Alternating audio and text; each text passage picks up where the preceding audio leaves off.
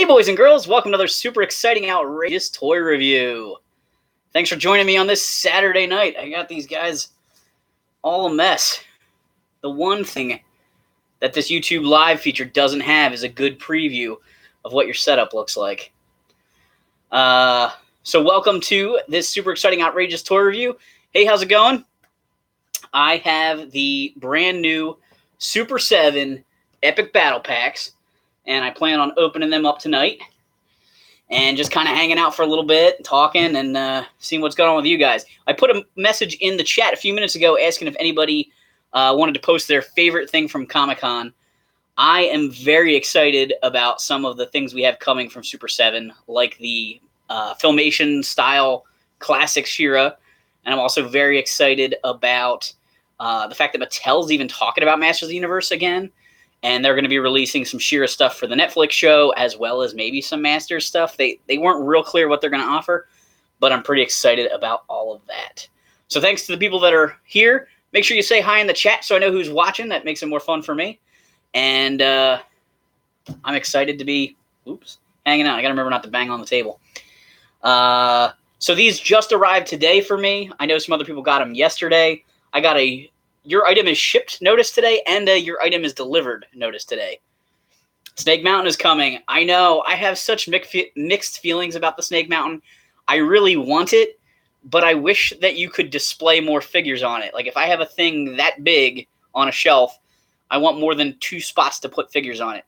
It's my only complaint. I know they're kind of scaling things based on the way the original one was, and the original one was really weird scaled. Like, the bridge is really small, but it looks like the Classics one, the bridge is even smaller. So I'm excited, but I have reservations as well.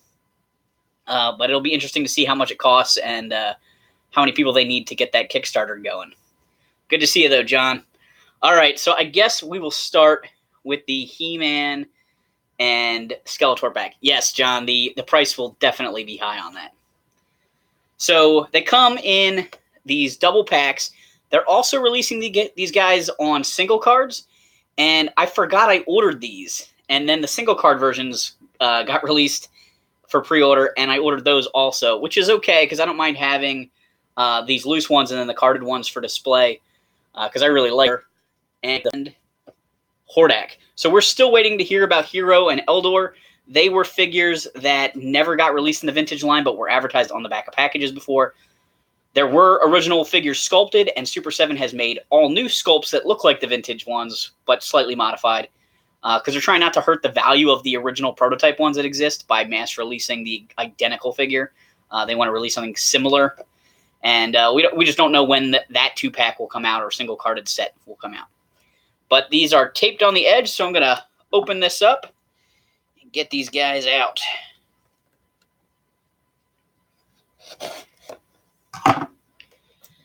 All right.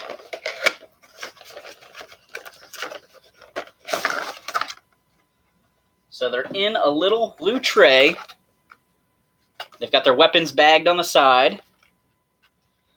And are they twist-tied? Yep, they're twist-tied on the back. So we're going to open that up. So John mentioned in the chat that the price tag on Snake Mountain is going to be high. Castle Grayskull was $300. So I would have to imagine if Snake Mountain's as big as it looks and as big as they seem to say it is, it's got to be around $500 is what I'm thinking. And the shipping might be way worse because it's going to fit in a much bigger box. So I'm waiting to see what happens with that. All right. The most powerful man in the universe is free. I have the power. He's pretty cool. I love how tight everything is. I've got this vintage He-Man right here. And his power punch doesn't work anymore. His legs are all floppy. It's so fun to have this brand new, nice, sturdy one. Will he stand up right here? There we go. Stand up there for a second while I get your weapons out.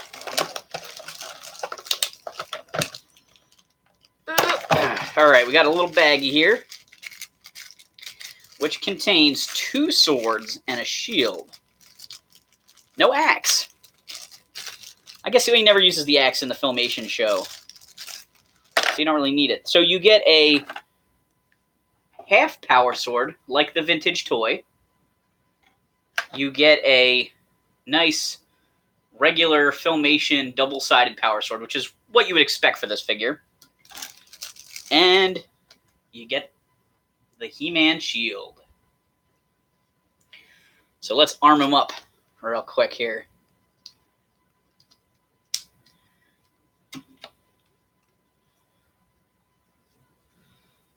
By the power of Grayskull, I have the power! He's pretty cool. So he's got the harness, like the vintage figure. It is clipped on kind of the same way, but it is missing the little square details that go up his shoulders because it's based on the cartoon. His hair is a little more Lord Fauntleroy style there than the Barbarian haircut. I still don't think that face is exactly the Filmation He-Man. It's a little too stern, maybe.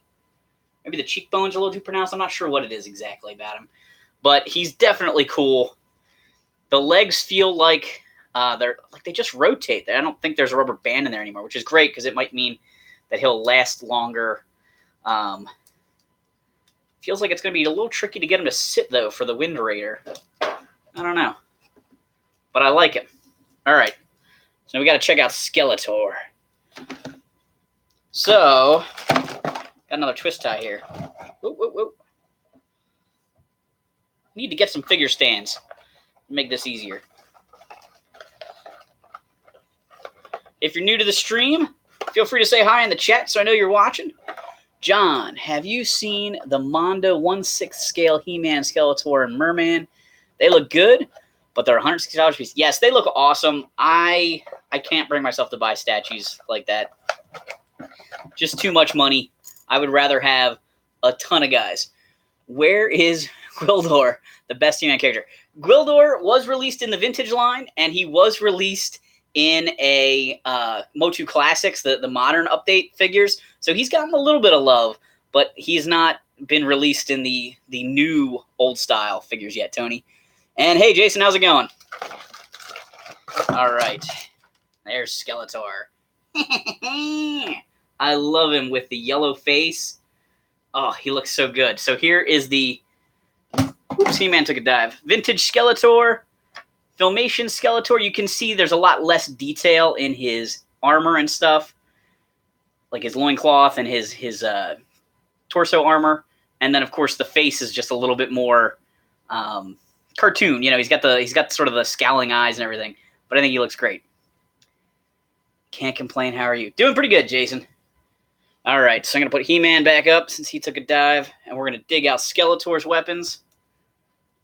Can you deal with two Skeletors at once, He-Man? So, Skeletor has his Havoc Staff and only a half power sword. Well, I guess that makes sense. Skeletor didn't really use a power sword in the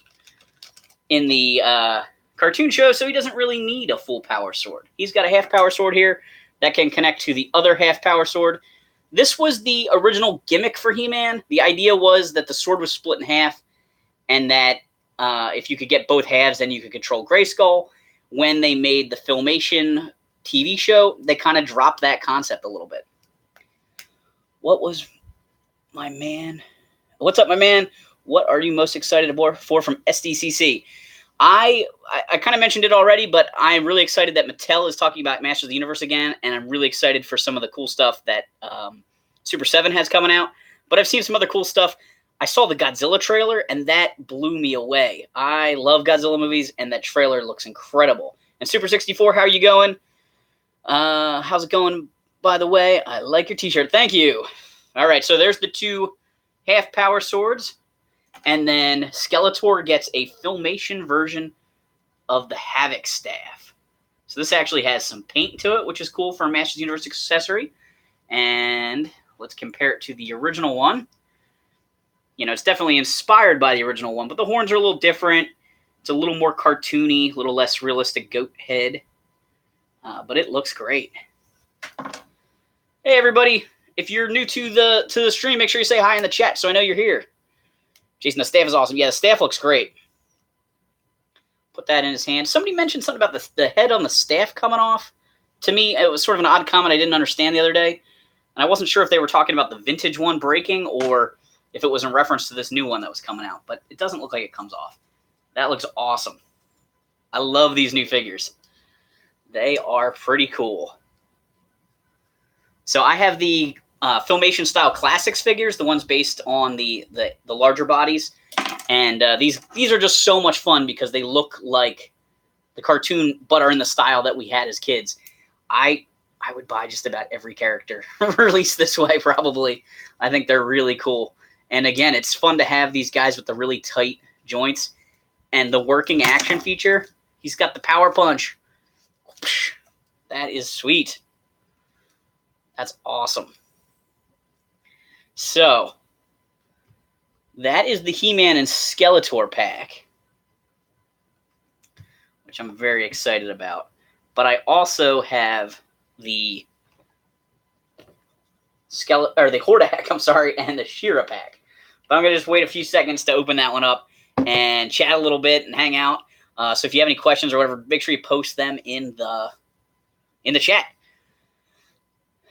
Did you hear Star Wars Clone Wars is back? Yes, that is another really exciting thing coming out from Comic-Con. They are finally going to make the season of Clone Wars that got canceled when Disney bought Lucasfilm. So I'm very excited about that. It makes me want to go back and rewatch the whole show before the new season comes out. Although I've heard a rumor that it's going to be on like a streaming service thing from Disney. I don't want to have a million subscriptions to watch everything I want to see. So that's the one bad thing. I don't know if they'll eventually release it on DVD or if I can just pay for a month, binge watch it, and then cancel. I don't know. It's kind of lame to do it that way, but that might be what I have to do. Other toy news, TV-wise, is Netflix has announced that they're going to do 4 more episodes on another season of The Toys That Made Us. So we're going to get My Little Pony, Power Rangers, wrestling figures, and Ninja Turtles. So that's a pretty good lineup. I'm shocked we still haven't gotten Hot Wheels yet, but maybe season 4. We'll have to see. All right. So next week I'm actually going to be away. Well, I don't know if there'll be a live stream next Saturday, but all throughout the week I'm going to be gone. And so I've been working really hard to get the current week that we're finishing up's videos done and all of next week's videos done. So that way there's no interruption on the channel. I think I've got a pretty good lineup coming up for next week. One little tease I've got here. I'm not sure which day this is going up, but maybe Tuesday. I have to finish the edit. But the people at Kid Robot were very generous and sent me a case of Nickelodeon figures. So Erica and I reviewed those, unboxed them, and that will be coming up shortly. There's definitely a Loot Crate video tomorrow. And next Friday, so almost a week from now, just shy of a week from now, is my episode of the Cobra Convergence series. If you're into G.I. Joe, there's been a huge Joe fan community project where not quite every day in July, but almost every day in July, a G.I. Joe fan creator on YouTube has put out a video about the different villains. It's all called underrated villains. So I think Retro Blastings is tomorrow. The very last one is going to be by Hooded Cobra Commander, who organized the whole thing. He did the first one and the last one, and a few in the middle. But my episode comes out next Friday. I put a ton of work into it. I hope people like it. I feel like it was more effort than I put into a standard video, but I wanted it to be a big deal because it's like a big group project. So make sure you check that out if you're into G.I. Joes at all. And are we ready to open the next box? I guess so. Was there anything else to plug? I don't know.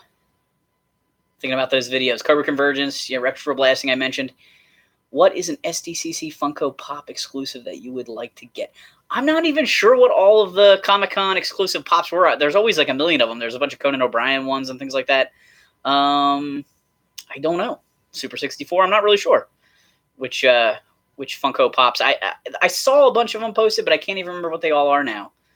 They were kind of like trickling them out, and so it seems like it was so long ago already that I don't even remember what all of them were. So the exclusive thing that I want from Comic-Con the most, There's two of them. One I was able to pre-order. The other one I got to get afterwards, I guess.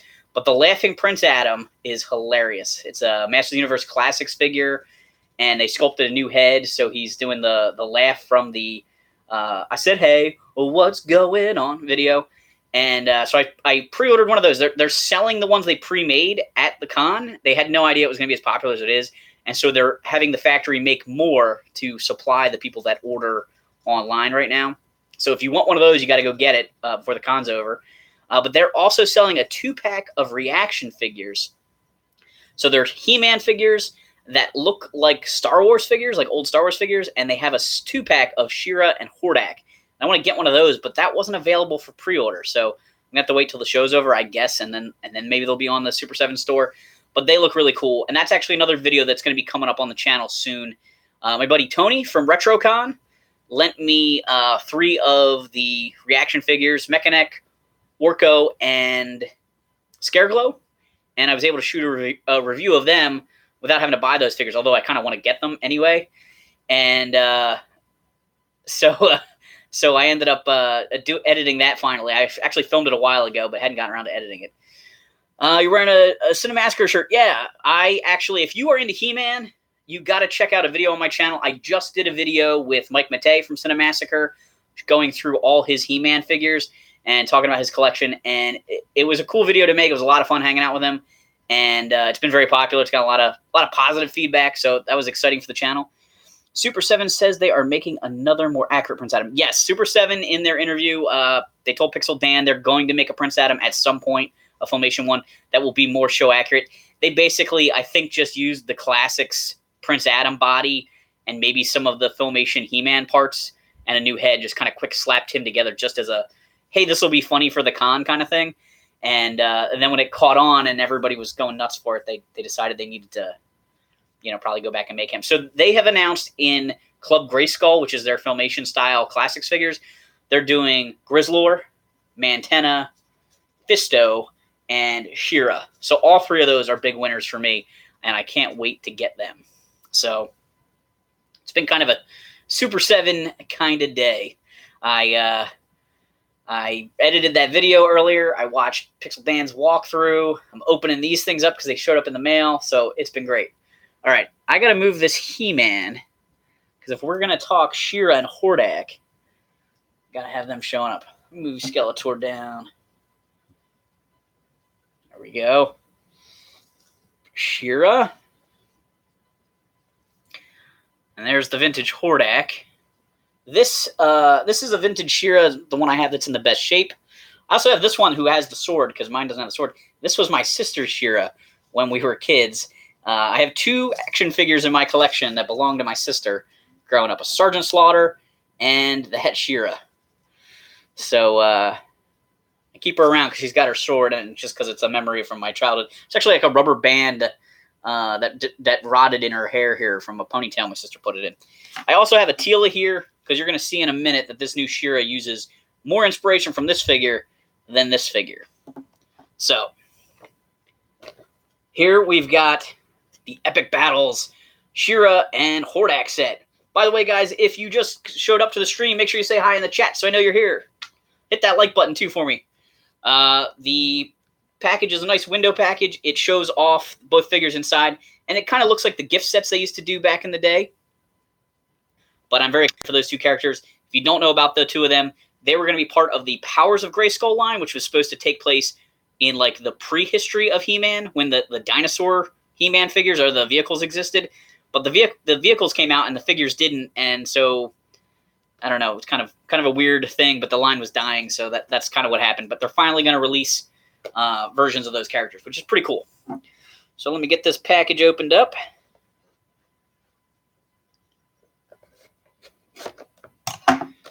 Nope, didn't get it. There we go. So they open up, and then there's a little tray inside. Ooh, this one's red. The other one was blue. And then the figures are twist-tied in. So let's see what we got going here. Love your channel. Keep up the good work. Forget the haters. You bring a lot of information that is wise. Very unaware of the action figures on the table. So keep the great work up, man. We love you. That's awesome. Thank you, Jacob. Yeah, try and get people, to know what's going on and be aware that this stuff's out there. When the Classics line started, I had no idea it existed, and those figures are amazing. And when I found out about it, I was like, how do you get these? And you would go to the Matty Collector website, and they would all be sold out. It was just like an archive, and I found that very frustrating. And I started watching Pixel Dan's reviews of them, and then there was a special Comic-Con set. It was actually the Skeletor and Molar set. And I bought those, and then they showed up at Toys R Us, some comic packs, and I got those figures. And then eventually I was paying enough attention and watching enough stuff online about it, I was able to figure out, okay, there's certain days they go on sale and you got to get them then. And then there's also this subscription window. And that's how I got into the MOTU Classics line. All right, so I've got She-Ra out of the box here. Oh, it's so cool to have a She-Ra that looks like the cartoon show. So here she is alongside the vintage She-Ra, which you can see major differences. The tiara is totally different.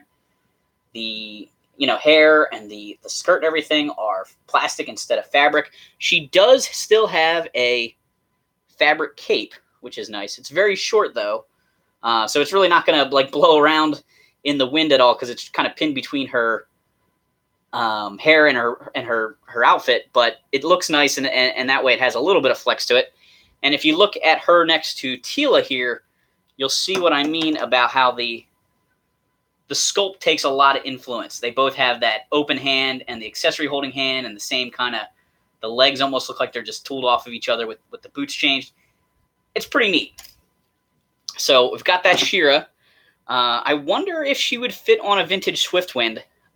Not that I need her to fit on one, because I hope they give us one. I would love a true Filmation Swiftwind and a Battle Cat. That would make me super happy if Super 7 could hook us up with those. Let me grab her accessories out of the box here. So He-Man came with a half power sword, a full power sword from the Filmation show, and his shield. So I assume She-Ra will have 3 accessories as well. Let's take a look.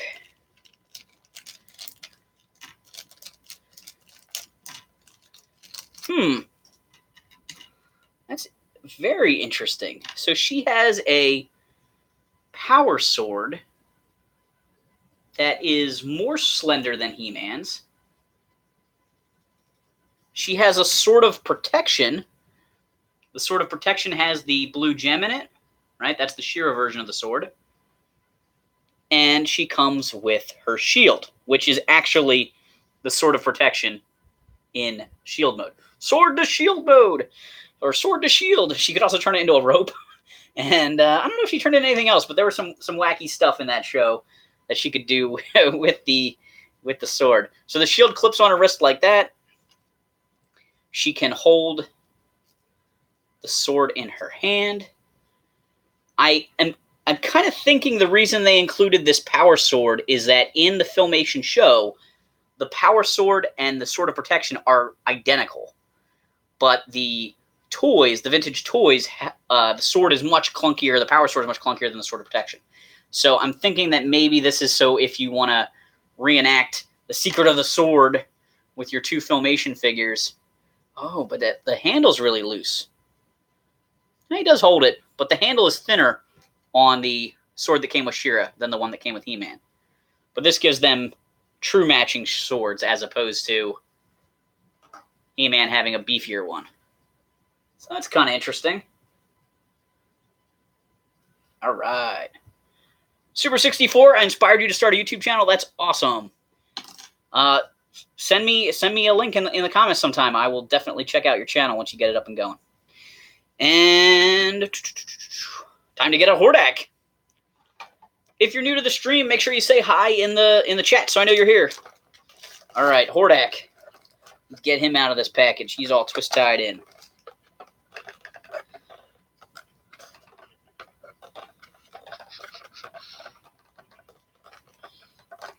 Twist tie, twist tie, twist tie.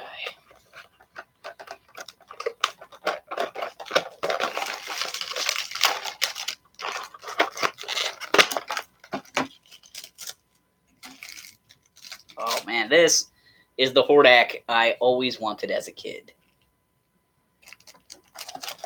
Oh, you meant what inspired me to start a YouTube channel? So, long story. Actually, let me answer it after I go through this guy. I'll make sure I come back to it. That'll be a good post-review chat. So this is the Hordak I always wanted as a kid. I grew up watching He-Man, and then I switched over to She-Ra. I love the She-Ra show just as much as the He-Man show. To me, it was just He-Man Season 3. He-Man and Skeletor showed up in a decent number of the episodes. I thought She-Ra was just as cool as He-Man.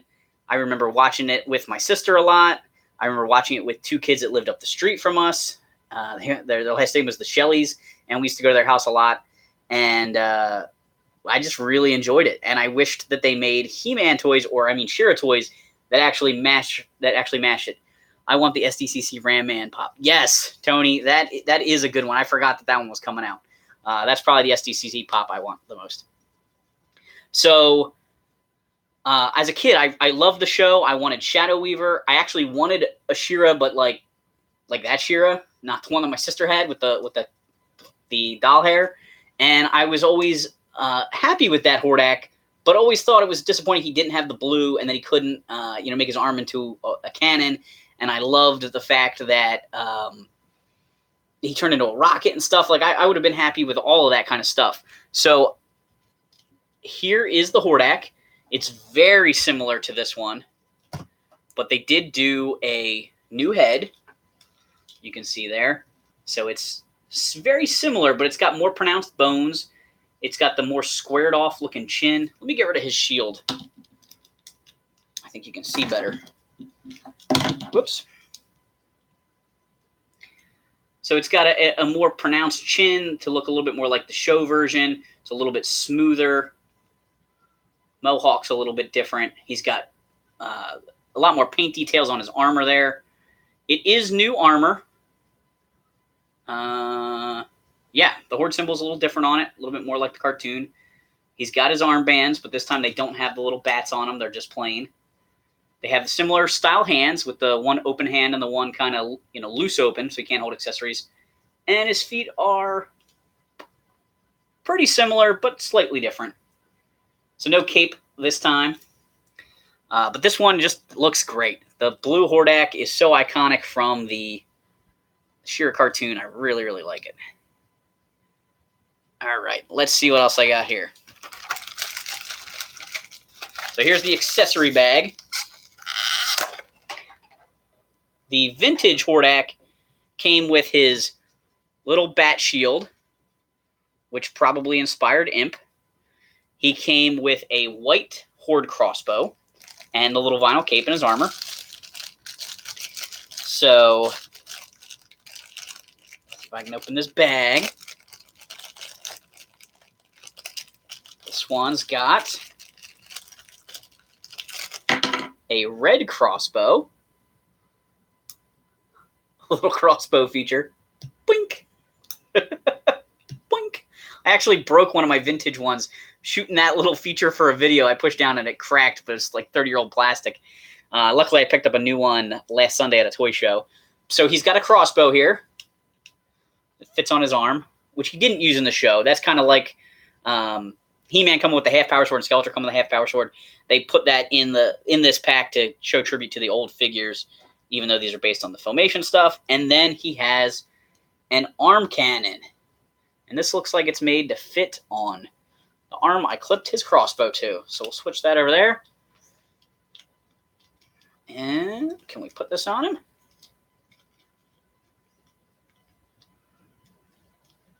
Ooh, it's a snug fit.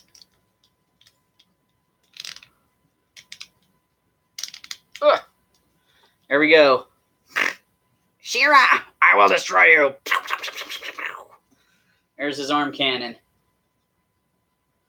It just fits on over, which is a good idea. The Masters Classics figures, not Classics, the vintage figures, pretty easy to pop the arms off of, so I thought maybe they would do something like that.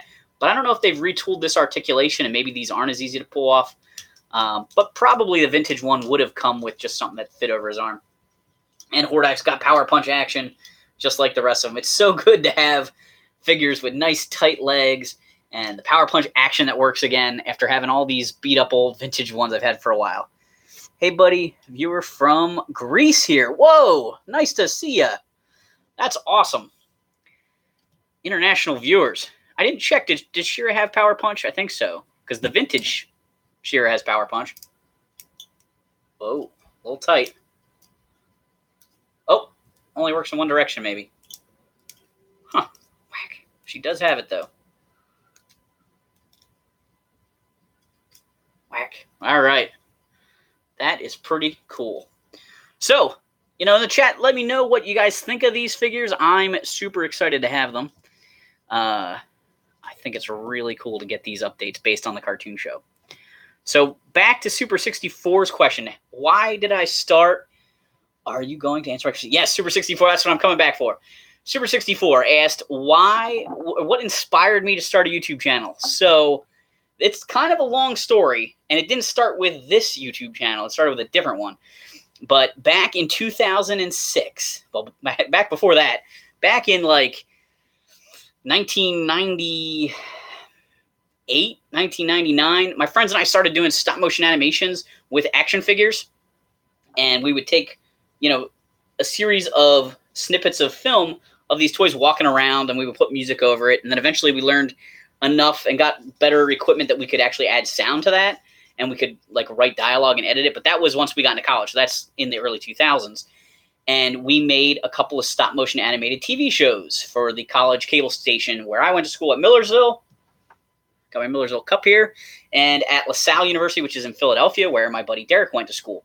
And we had a show called Animation Creation, which was a variety show. It was all those little clips we had made over the years, and we put them together in episodes, and we made a little commentary part where little action figures that were supposed to be me and Derek would talk about how we made the show.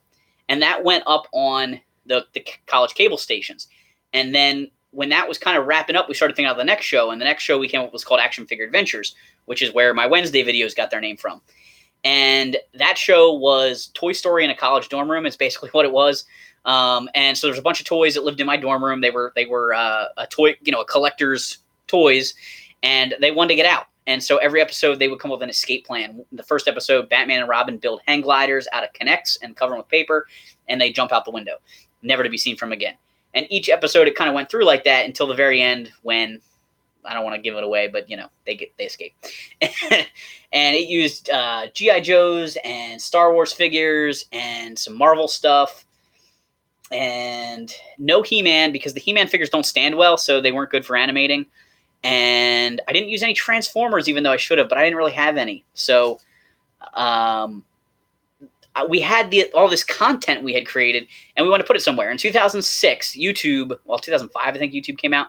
But in 2006, my friends and I were working on a website for all the goofy stuff we do, and we made a YouTube account, and we started posting some of our stuff up there. And so that account existed for a long time with these animated shows on it. And then I had a medical scare. I don't even remember what year, 4 or 5 years ago. I had a medical scare, and they took my license away for 6 months to make sure I wouldn't have another one. And I was stuck at my house an awful lot. And I was watching a lot of Pixel Dan videos at the time. And I just decided to start, just make toy content. And it was when the Masters of the Universe Classics toy line was out, and everyone was promoting the subscription service, because they had to get enough pre-orders to get a subscription to come out, and they had to sell enough Castle Grayskulls and all that other stuff. So I started making stop motion animated videos to promote that stuff, and I started doing some toy reviews, but most of them had some stop motion animation in them. And eventually I would make maybe 2 videos a month, because it took a while to do the stop motion stuff, and I was just doing it as a hobby, just because I was bored at the house here. And then I eventually met up with some people that work for Screenwave Media, which is a YouTube network, and it was kind of during the toy boom when there were a bunch of toy channels that were just blowing up, and they said to me, "Hey, we want you to do a toy channel. We want you to do it for real. Don't do the animation stuff because it just takes too long. We want you to do at least 5 videos a week, and we want to do super kid-friendly stuff, as well as you can do your collector stuff if you want." And that's where SEO Toy Review came from, we started SEO Toy Review. And, if you watch the really early SEO Toy reviews, I had kind of like a team. Heather was on a lot of videos. My friend Paul showed up in some. Ryan Schott is in a bunch. If you watch Cinemassacre, you might know him.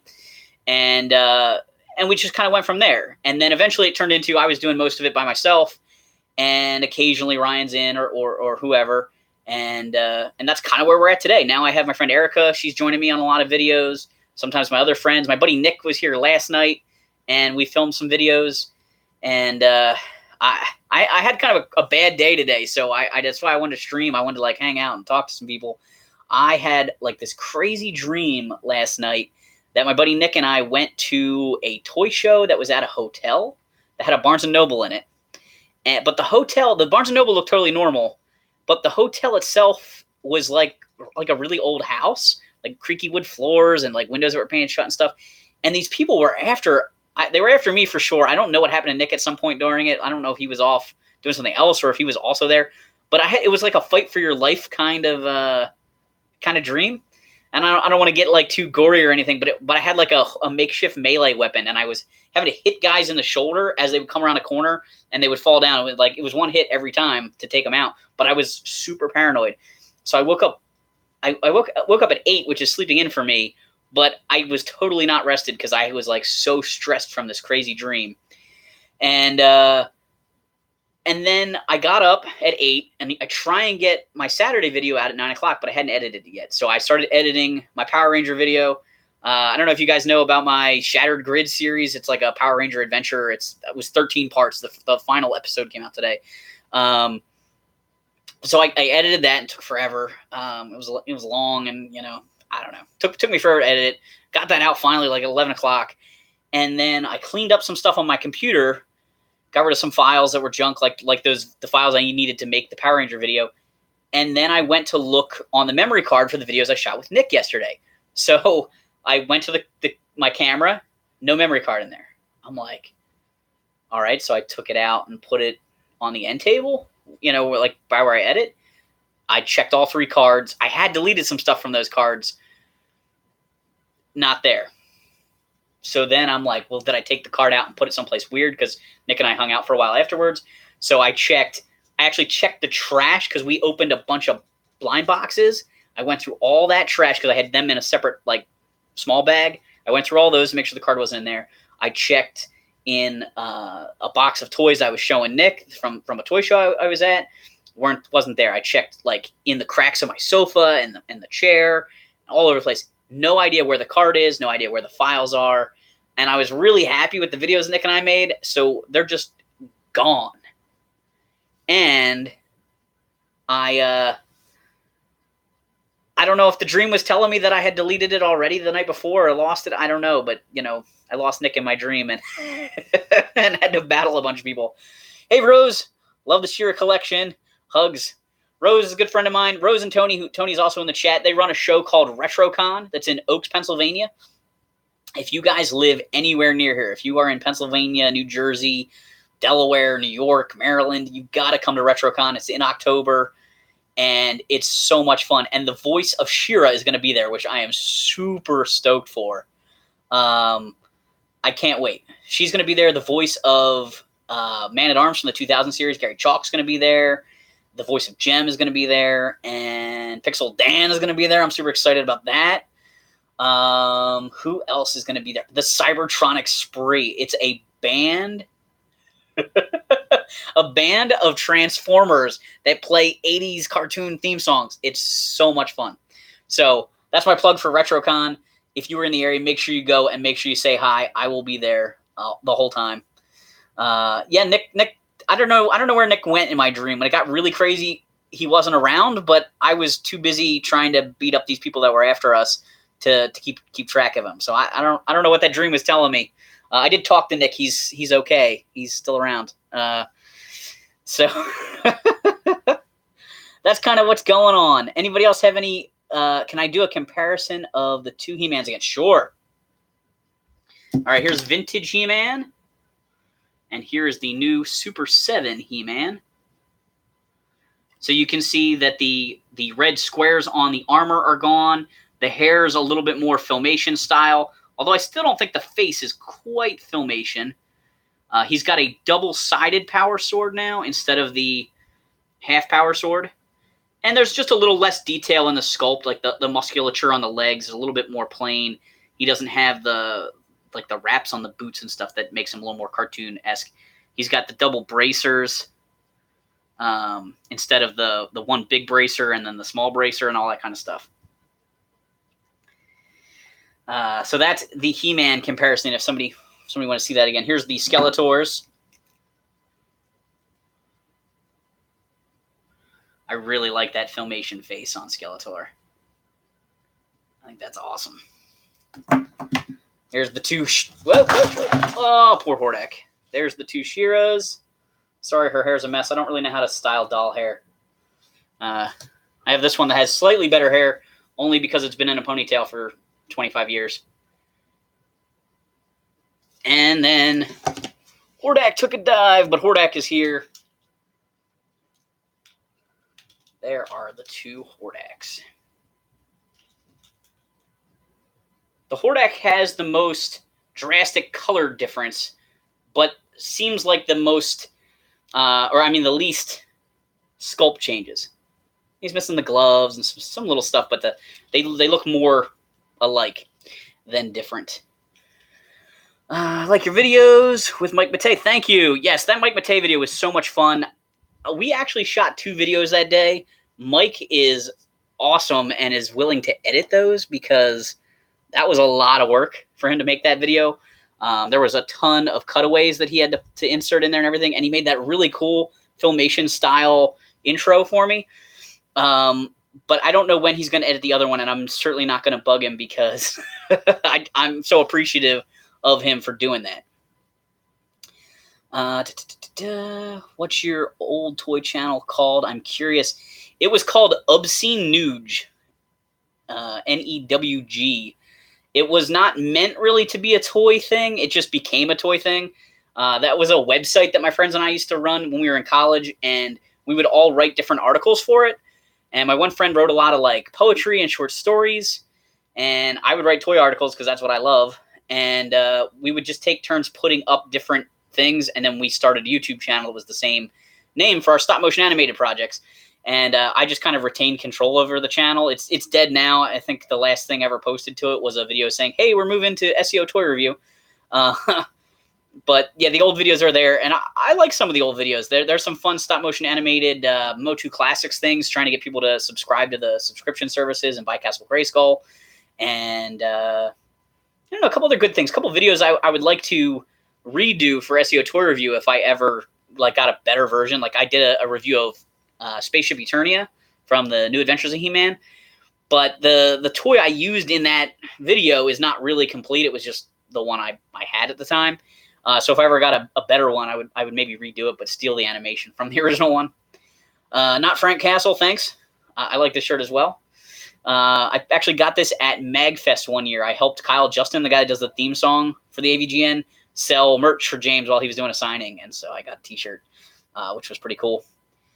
Anybody else have anything else we can add, or we're going to wrap this up? It's been fun. I really enjoyed hanging out with you guys. It was really good. I've been sort of in a weird funk. Like I said, I had this crazy dream. I woke up, and then I found out I deleted video files for 2 videos that I really wanted to publish. And so anyway, Nick and I opened a case of G.I. Joe vs. Transformer blind bag figures that Kid Robot sent me, which I feel really bad now because I don't have the footage and I can't re-unbox them. So that kind of stinks. I got to figure out what I'm going to do about that. And then Nick also talked to me about the General, which is a giant G.I. Joe vehicle that I just bought at a toy show. And Nick is a vehicle expert for G.I. Joe, just like I'm an action figure expert for G.I. Joe. So he was looking at it and telling me what parts are fragile and which parts are missing and all that other stuff. And he talked about how he had one as a kid, and it was just a good video, but the file's gone. So I've been in like a funk all day and also working really hard because, as I mentioned, I'm going away all next week. So I was getting all of this week's videos done and all of next week's videos done. And now my lead into the week after that, the Nick videos, disappeared.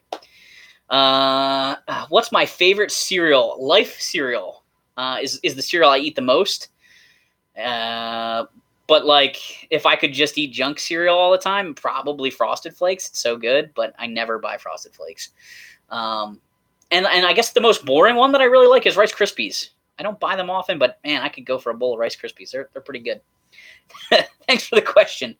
Will there be more videos with Ryan? Yes, there will be more videos with Ryan. Nothing is shot right now, but Ryan is always down to make videos when I bug him to. He is crazy busy.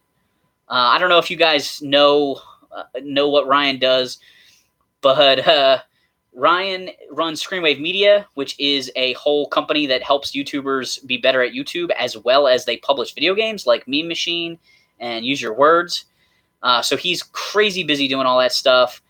And then Ryan also runs with a partner. He runs the video game show Too Many Games. So he's crazy busy, but he loves doing videos. So whenever I bug him, we make videos. I think he actually wants to shoot some mask videos. He picked up the Condor and the Thunderhawk. Maybe he got a Rhino. I forget if he told me he got a Rhino. And we did, at Christmas time, a really quickie review of the Thunderhawk and the Condor, but we wanted to do, like, proper videos for them. So maybe in August I can bug him. I got to go up and see him again, and we can do those videos. At Christmas time, we do a SEO Toy Review holiday special, which is an insane live stream with 2 cameras. It's the first year there were 5 people exchanging gifts. The second year I think we had 7, and this year I think we had like 12 or 13 people. It was nuts.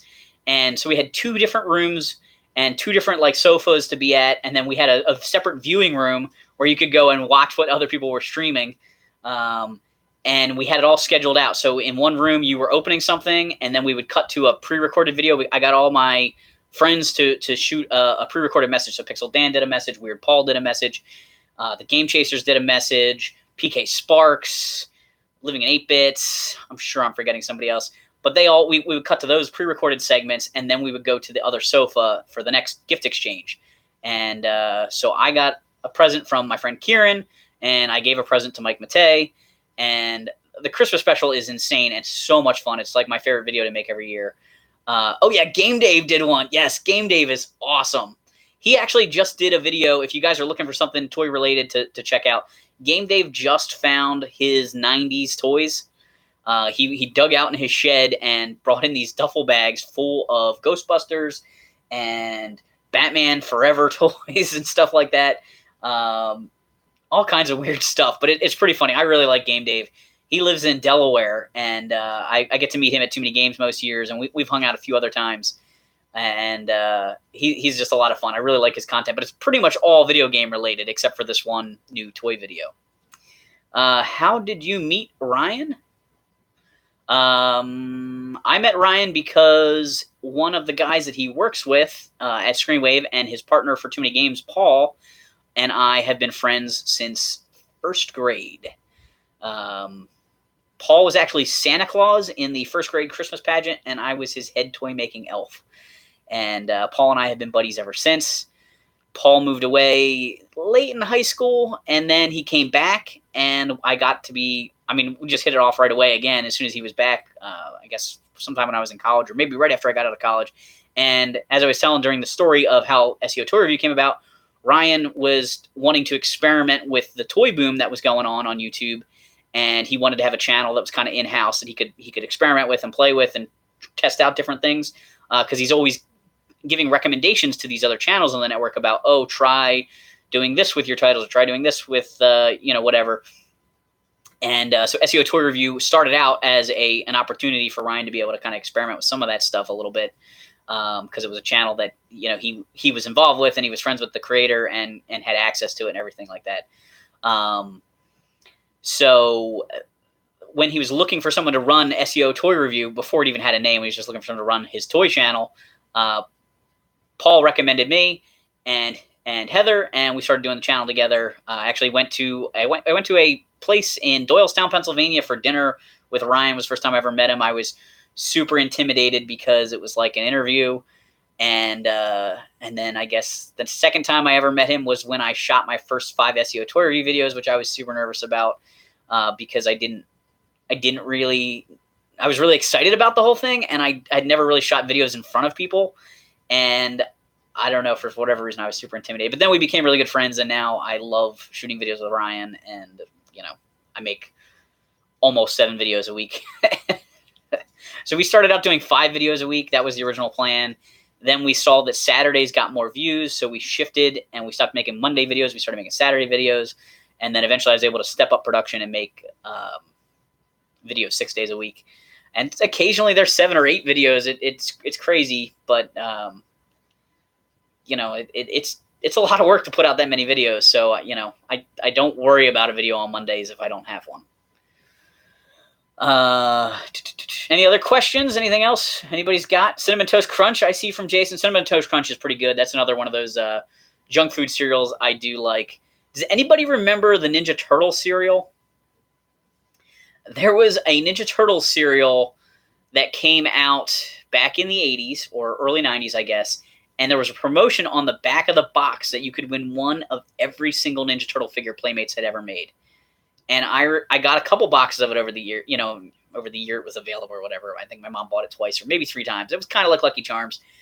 But I would stare at the box because the back of the box was a photo of like all the figures like spilled out on a table. And then it had like a cardboard, not a cardboard, but like a sign, like a square with the text on it. And I would just look at all the figures on the edges and be like, could you imagine if I had a Baxter Stockman? How great would it be to have a Baxter Stockman?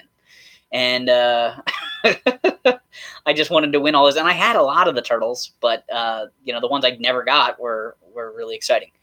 What's your favorite nostalgic snack as a kid? Well, Planters cheese balls are back, and I did like Planters cheese balls as a kid. But I think when the High C Ecto Cooler came back, that was the best thing ever. That was so much fun. I actually have 2 expired juice boxes in my fridge that someday I may drink them and see if I get a stomach ache from them or not. Yeah, I think the Ecto Cooler is probably the most nostalgic snack. I'm trying to think of what else I had as a kid that doesn't exist anymore. I don't know. I also had Batman Returns cereal a couple times. No, only once, I guess. We got a box of Batman Returns cereal, and it was like chocolate. Almost like chocolate Lucky Charms. Like the pieces had chocolate. They were dark brown. They made the milk turn chocolatey, like Cocoa Puffs, I guess. But I never had Cocoa Puffs as a kid. I did not like that cereal very much, but I ate the entire box because I had begged for it. And it came with a glow-in-the-dark window cling of the bat symbol. And that was on my bedroom window for years as a kid. Jolt Cola. I never had Jolt. I remember kids like being obsessed with it in like high school. I never tried it. But speaking of old videos, somewhere on that old channel is a video called Nightlife in Percy. And it's about my friend buying Jolt Cola at the Clemens grocery store, which doesn't exist anymore, and then running like crazy through a parking lot with a shopping cart.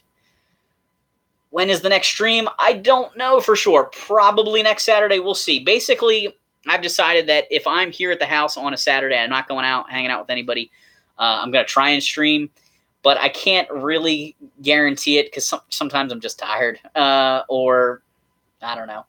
But the next stream, unless I get something cool to open on camera, will probably be some more MOTU Classics figures. I have a whole bunch of MOTU Classics figures that I never opened. When they were coming in the subscriptions, I have a display case of them that filled up, and then I have shelves in my toy room, and I was putting them along the bottom shelf of that, and then that filled up, and then I was putting them in just a cardboard box, and then that filled up, and then I just stopped opening them. Because at that point, most of the figures that were coming in were characters that I was a little bit less excited about. They weren't ones I was dying to have. They were either like a Filmation version of a character I already had or a lesser-known character.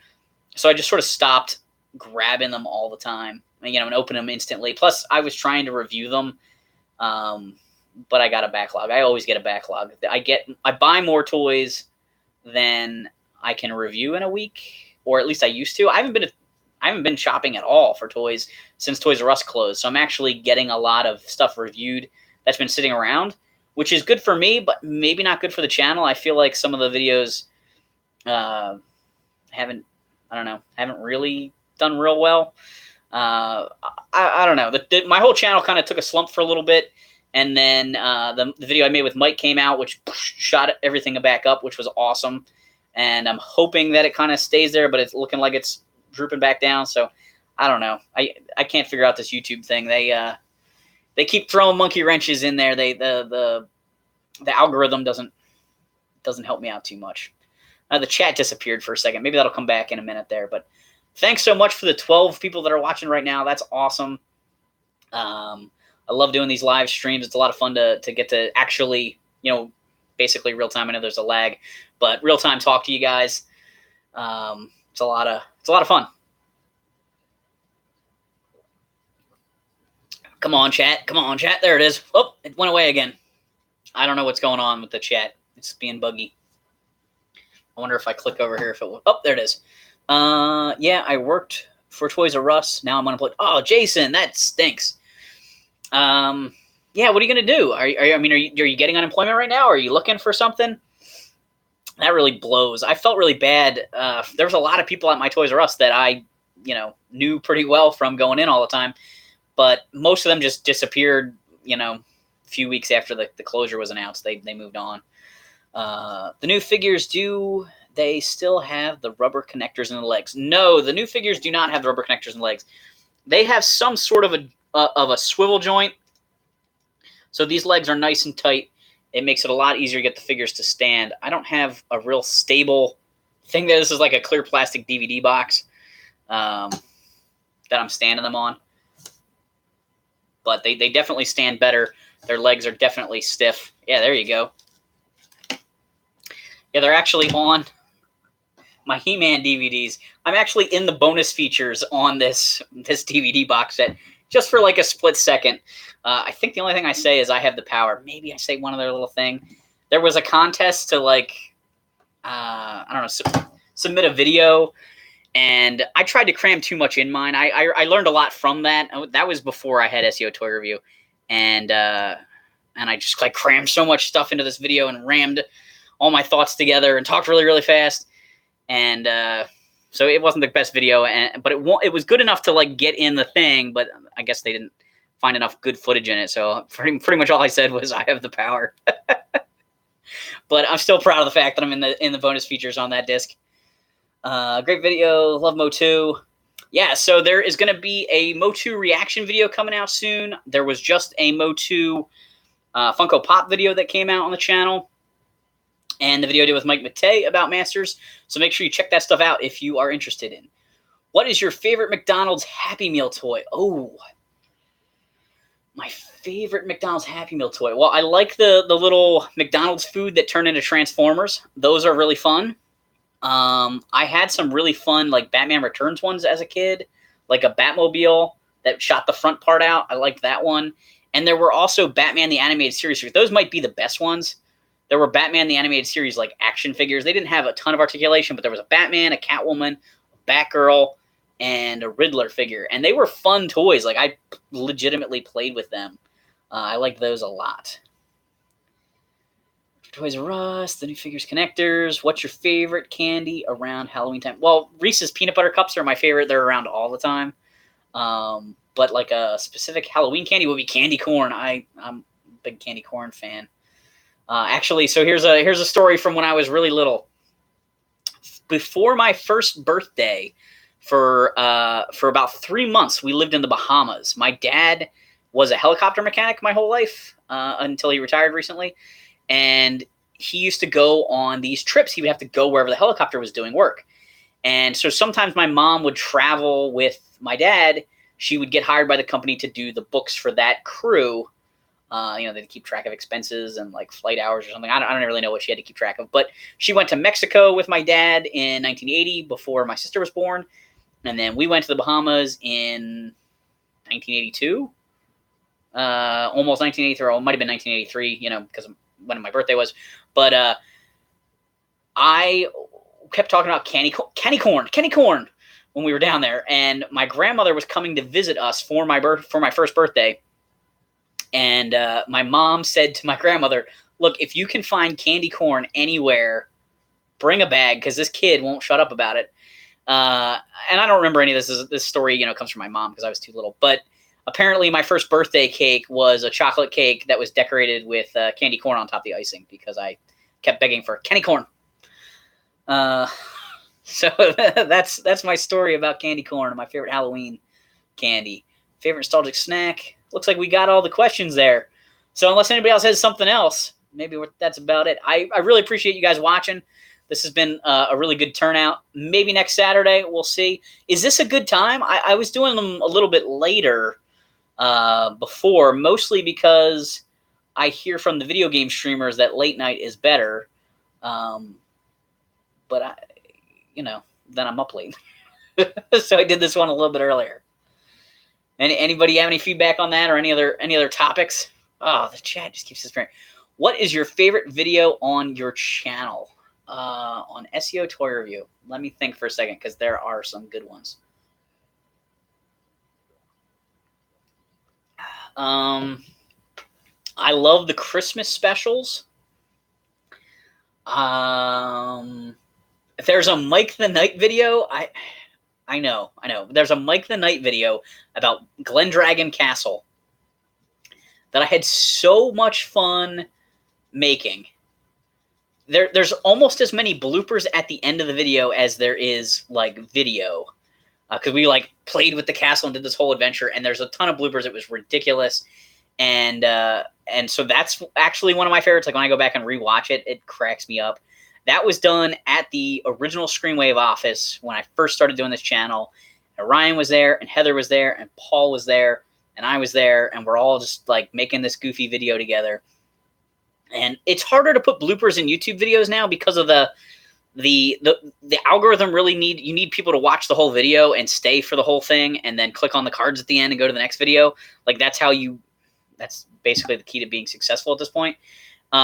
So you can't put a bunch of bloopers at the end because not everyone's going to sit through them, and then no one's going to see those cards at the very end because the cards can only be up for the last 5 seconds or the last 20 seconds, minimum 5 seconds, maximum 20 seconds or something like that.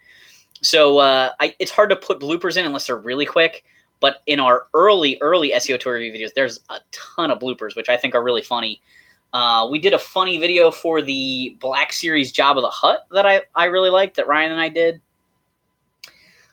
There's a funny one of Heather and I having a tea party for a Sophia the First doll set or a tea party set. I forget which one it was. We used dolls in it, and I had to talk in falsetto the whole time. Oh, these cupcakes are scrumptious.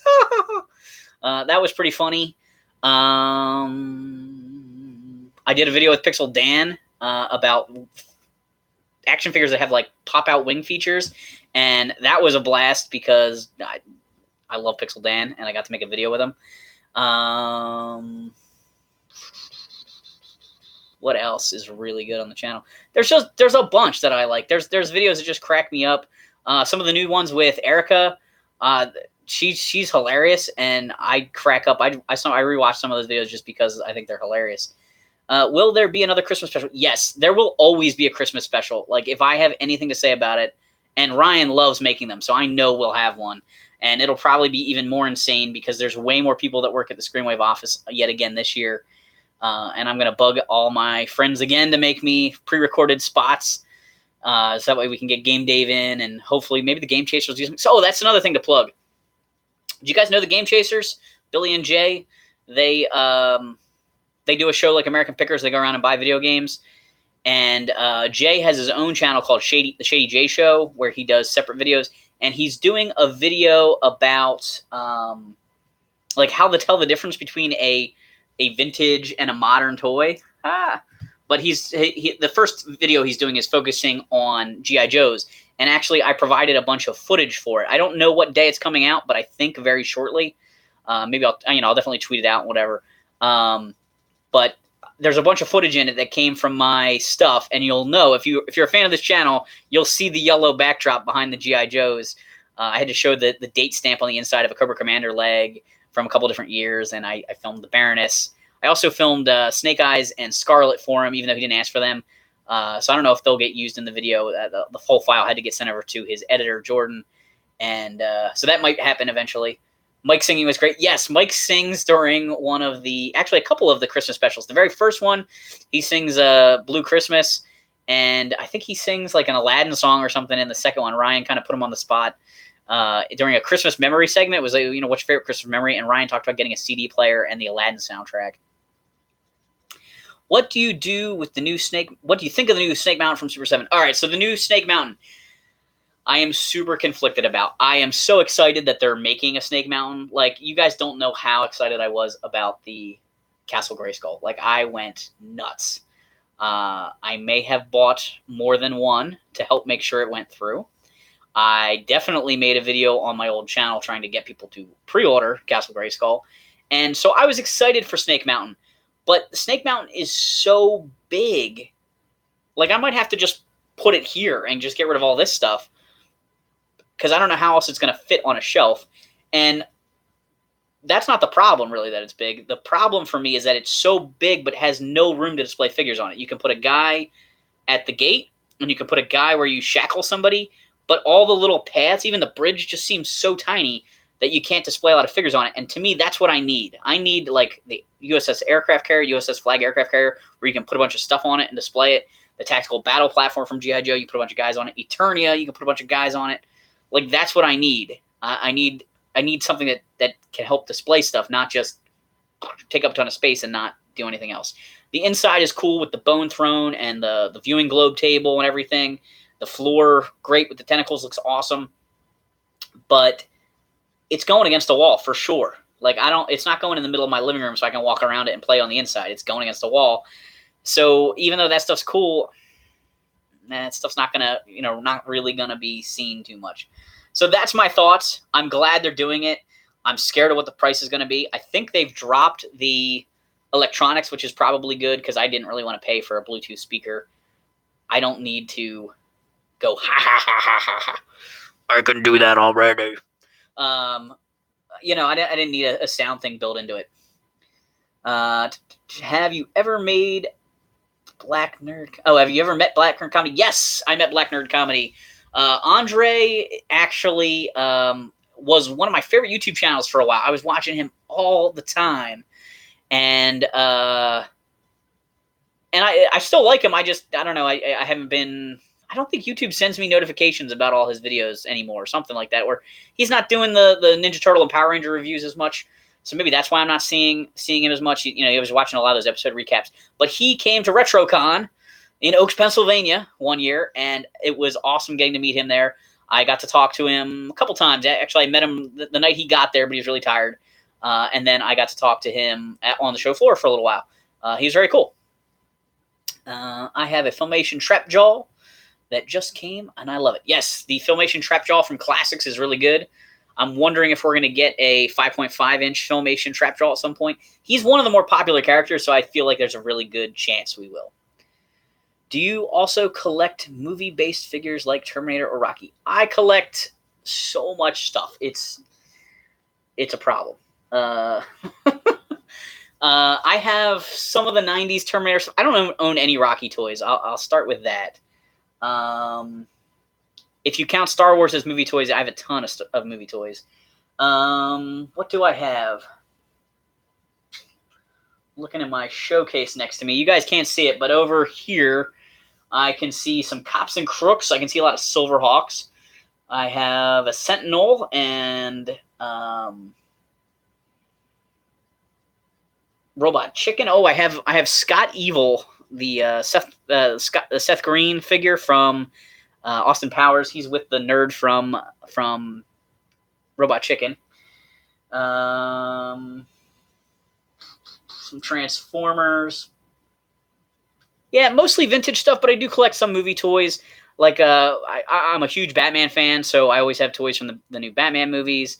I have toys from the Spider-Man movie. I'm not collecting a lot of the Marvel movie toys because I really love the comics, so I'd rather have comic book figures. So I have a few, like, X-Men movie toys, but I'd rather have, like, the old Toy Biz X-Men toys or the Marvel Universe figures. I have a G.I. Joe is probably my biggest collection. G.I. Joe, Masters of the Universe, and Vintage Star Wars are like my big three. I've been recollecting Thundercats a fair amount from the vintage ones. I was really disappointed that Super 7 wasn't able to continue the figures that that Mattel was making, the classics figures, because those were awesome. I have a lot of vintage Ninja Turtles. I'm trying to get all the figures from the years that I collected that toy line. So from the first year up until, and I don't remember which year I'm collecting up to, but I'm trying to get every figure from those years. So all the ones I had as a kid, plus any of the ones I wanted that I didn't have a kid, plus then I'm going to collect like the ones I like, but I'm not going to worry about having every single Ninja Turtle figure ever, because I don't need like transforming Splinter or whatever. Can't be bothered with it.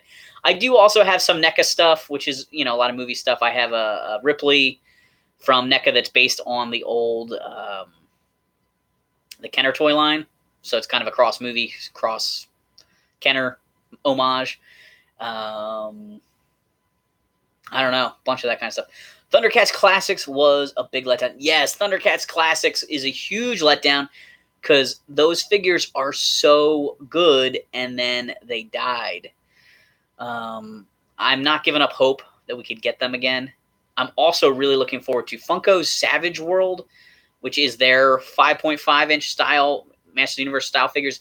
They are going to make some Thundercats, and they look really cool. And fingers crossed, I think I'm getting them from them, or at least some of them. I will definitely buy any ones they don't send me because I really want them.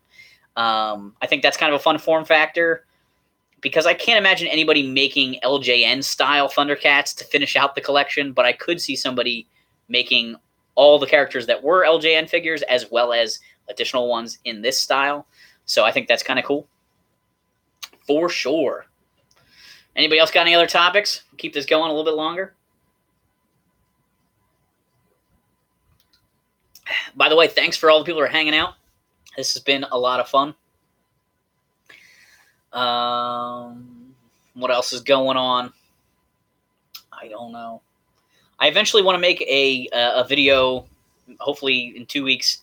I went to a toy show last Sunday and picked up some cool stuff, mostly G.I. Joes, one Ninja Turtle, one Power Ranger toy.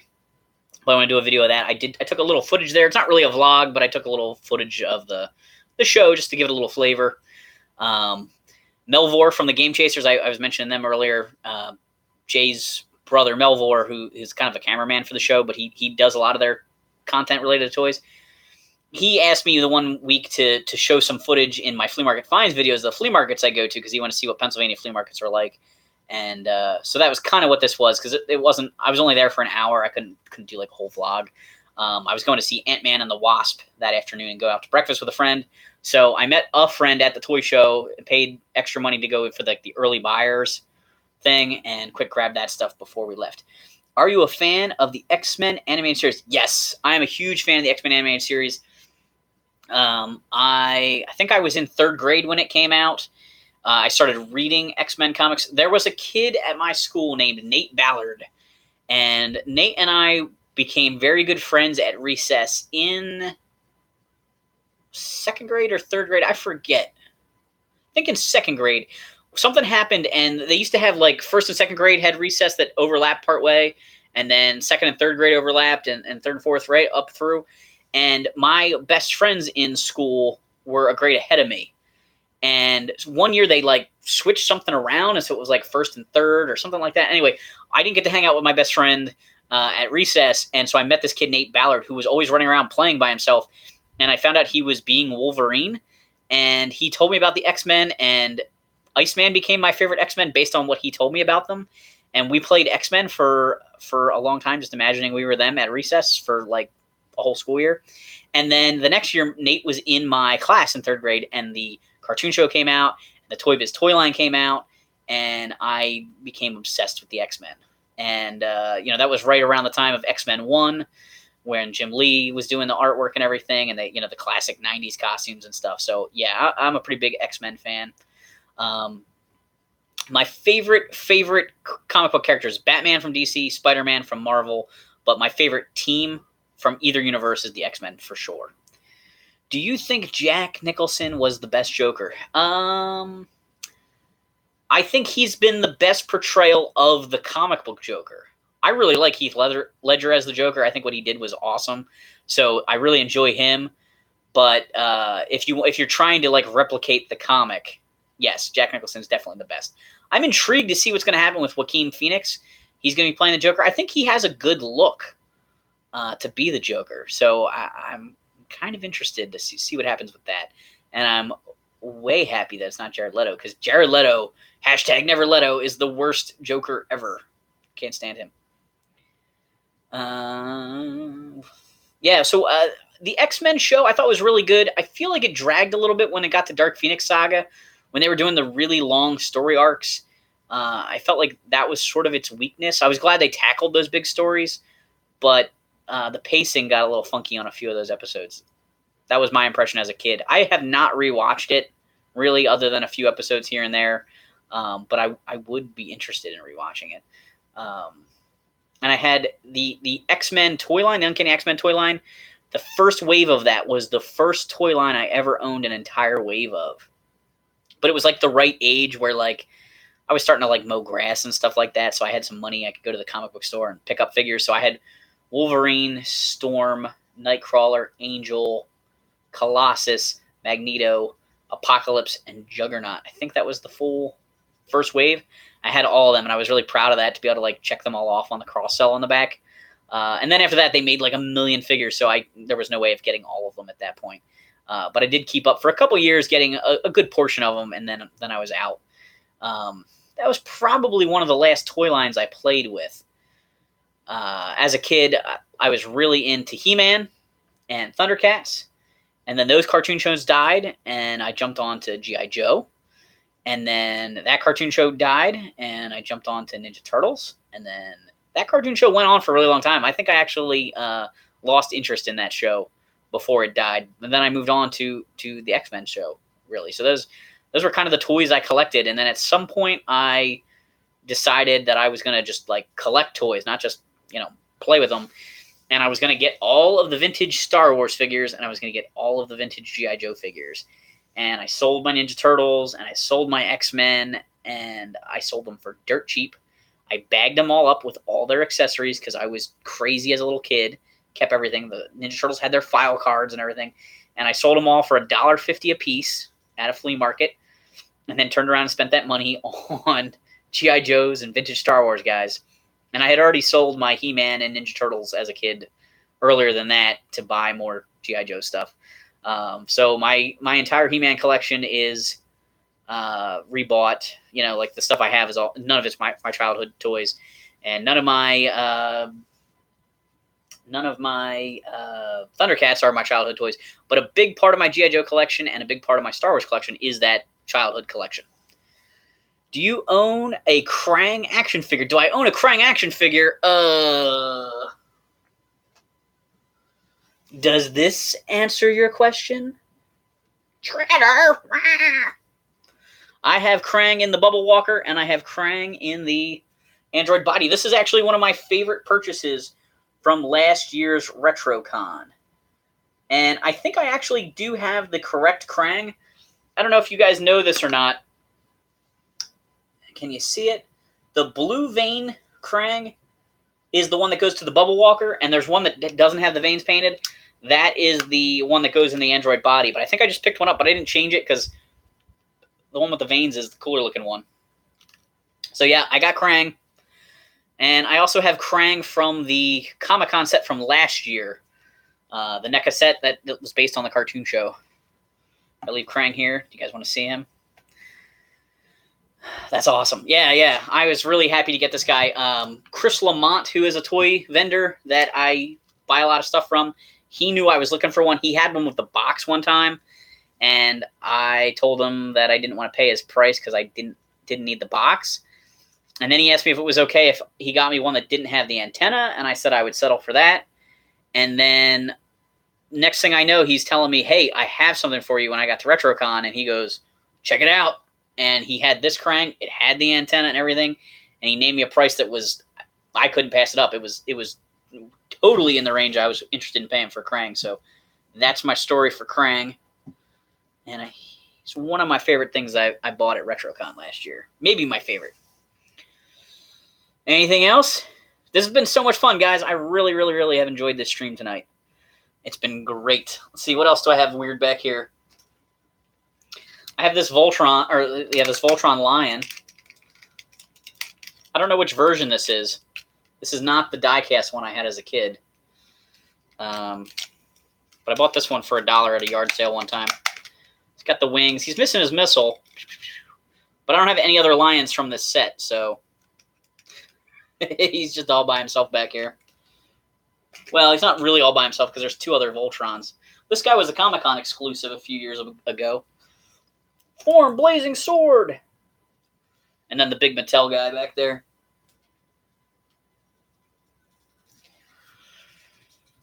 Anything else? I guess that's it. We've been going for an hour and 20 minutes, so it's a pretty long stream.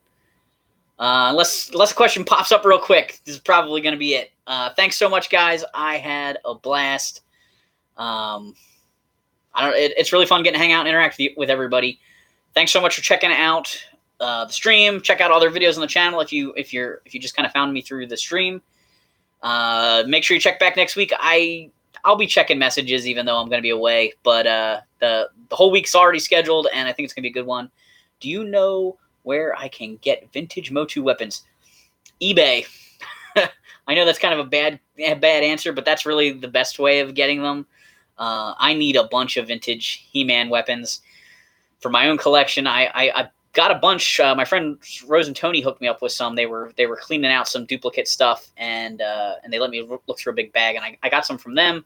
But yeah, pretty much you can buy lots on eBay and just see what you get. You know, kind of lottery system. Get some you want, some you don't want, or you can buy specific parts. If you buy specific parts, a lot of times the price is a little higher. But that's really the best way of picking up vintage weapons, unless you know a toy vendor or a toy show where you can root around. That's another good place to get some of that stuff. Good luck with the damage Netflix done. Oh, yeah. The Netflix show, The Toys That Made Us, has definitely raised the value of toys right now. That's temporary. It won't last forever. They will eventually go back to where they should be.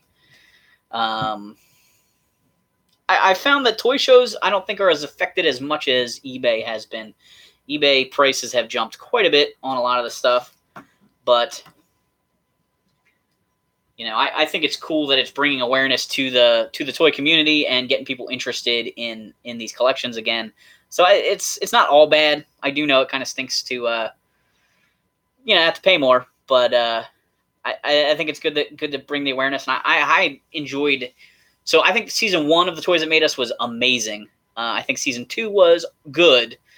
I think maybe they knew that those episodes weren't quite as strong and saved them for the second season, but I'm really excited to see season 3.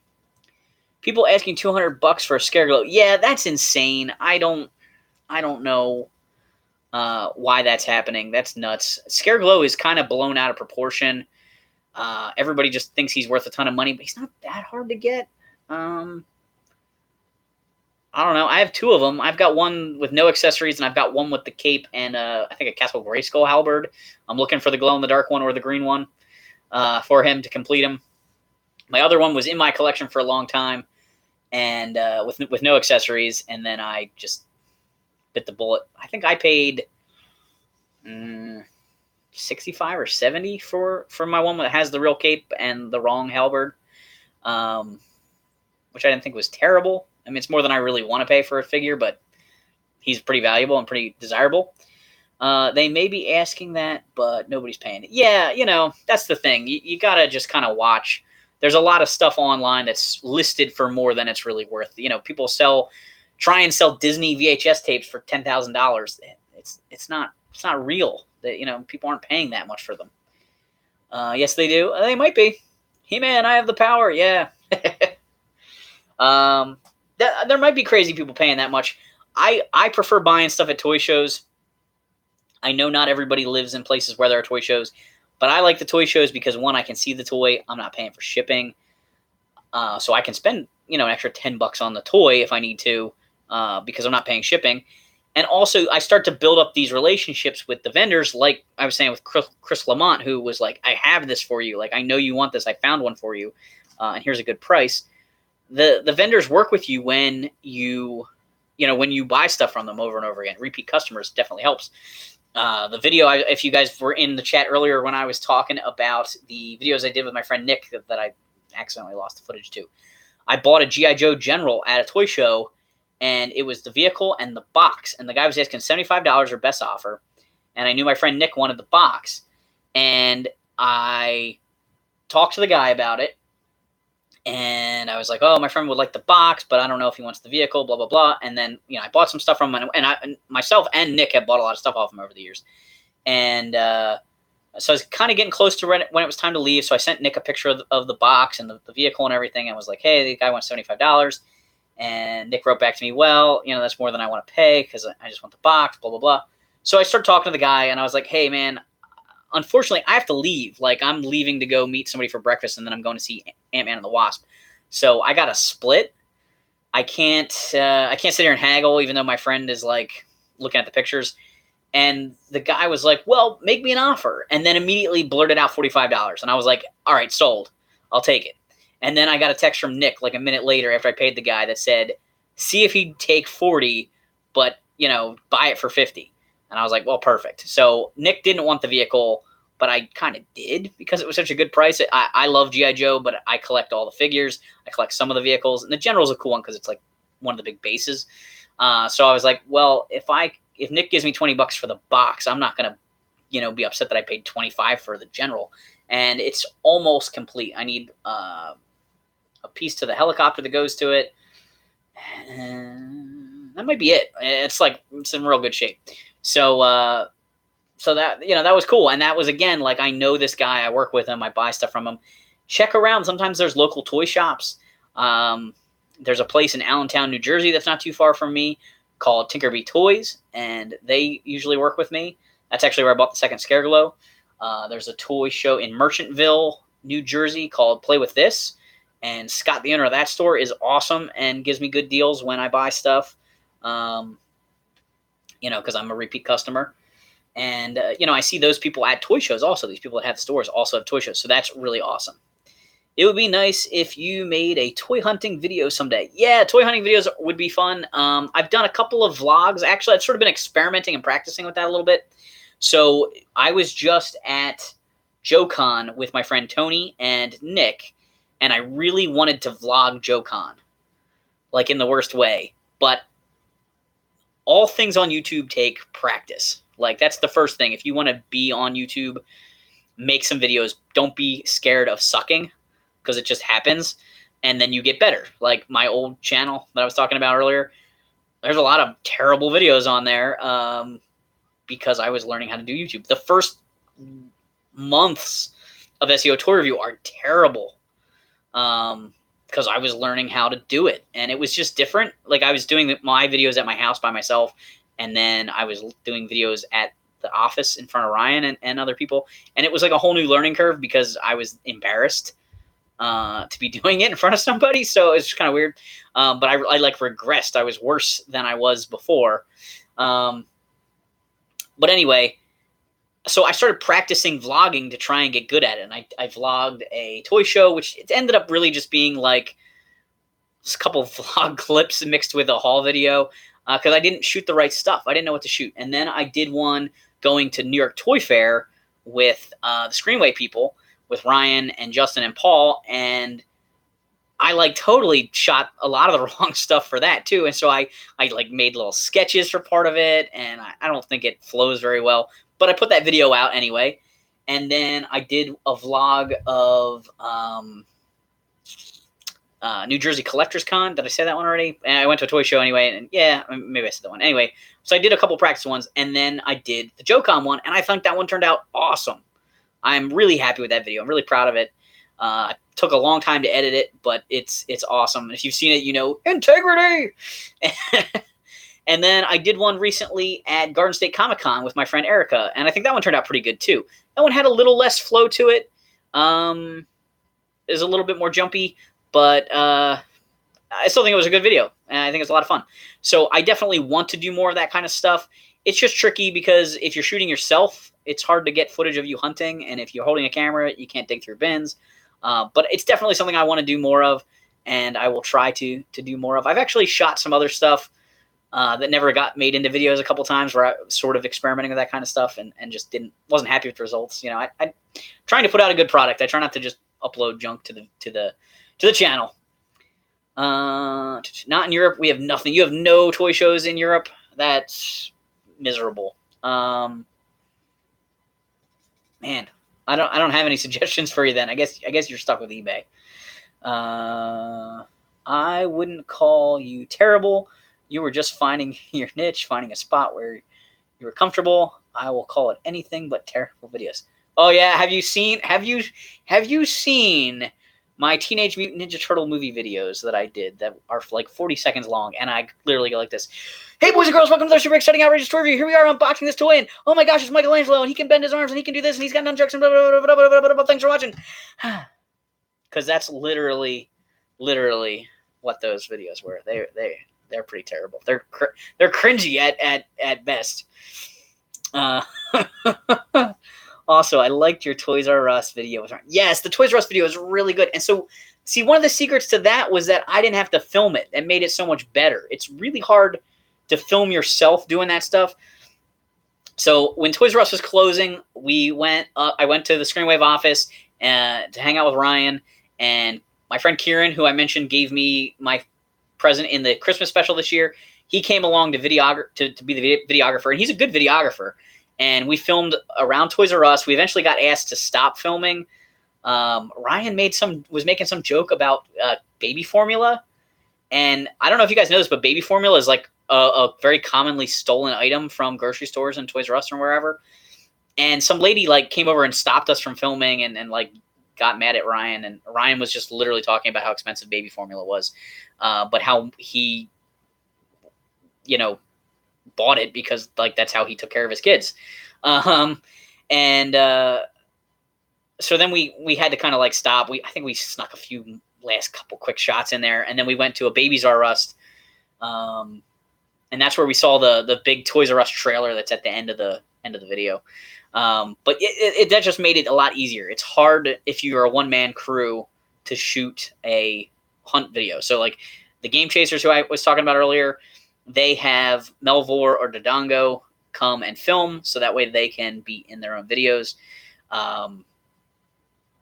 So if you watch my Garden State Comic Fest thing, I kind of made Erica, because it was her first Comic-Con ever, like the star of the video, and I narrate some stuff, but like the footage of around the con is like her walking around the con mostly, because it's just easier. It's hard to film yourself.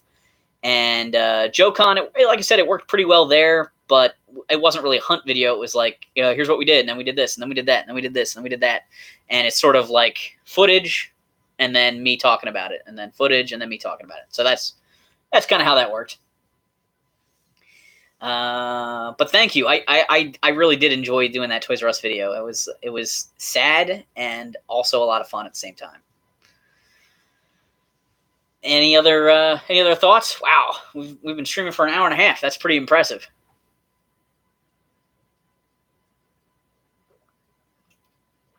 It's getting warm over here. I got my studio lights on and the air conditioner off to try and improve sound quality. All right, looks like the chat has quieted down. Once again, thank you guys so much for watching. This has been a ton of fun. Make sure to like, subscribe, check out our other videos. See ya. Have a great weekend.